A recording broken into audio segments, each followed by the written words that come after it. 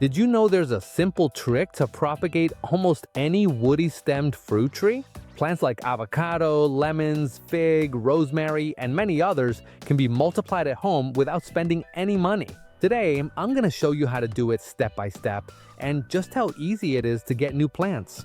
Let's start with rosemary. For this, we're going to use 3 sprigs, each about 8 inches long. First, I clean the lower part of each sprig, about 4 inches, removing all the leaves. This is important because that's where we want all the roots to grow. Now, I prepare 3 little bags with water and place the leafless part of each sprig inside the bag. I put each sprig inside, making sure the part without leaves is in the water. I seal the bag tightly with a rubber band or tie, and repeat the same process with all 3 sprigs. Remember, you can use rainwater, filtered water, or water that has been left to sit so it doesn't have so much chlorine, since chlorine can slow down rooting a bit. Another tip is to check the water once a week. If you see it getting cloudy, change it for clean water. This way, you prevent fungus and help the roots grow out healthier.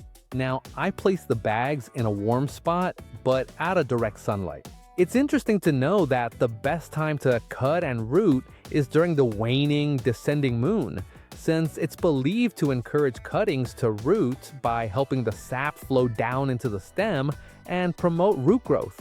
In about 4 to 8 weeks, the cuttings will start to form roots.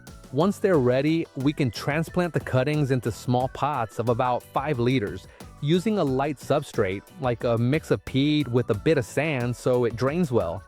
Later on, when the plant grows, we can move it to its final spot in the garden or into larger pots.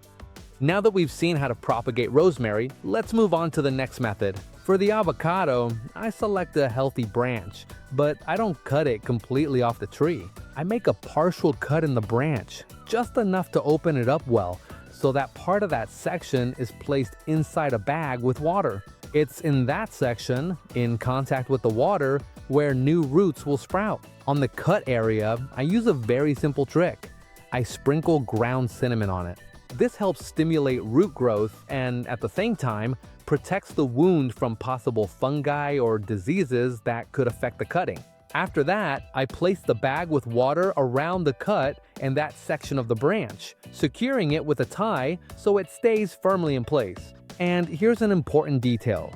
Remember to cover the bag with black plastic. This way, we prevent light from reaching the root area, reduce water evaporation, and create a cooler, more humid environment, ideal for strong root development. Another very useful tip, check the bag from time to time. If you notice the water looks cloudy, replace it with clean water. These occasional changes help keep the environment healthy and prevent the branch cutting from rotting or suffering any kind of damage. I leave it like this for several weeks. After about 4 weeks, we'll start to see roots inside the bag. When the roots are ready, I cut just below the rooted point, and that's it. We can transplant the new avocado sapling into a pot of at least 10 liters, using a loose substrate rich in organic matter. This way, the avocado can keep growing healthily before planting it in the garden. Now that we've seen how to propagate avocado, let's move on to the next method, air layering with lemon trees.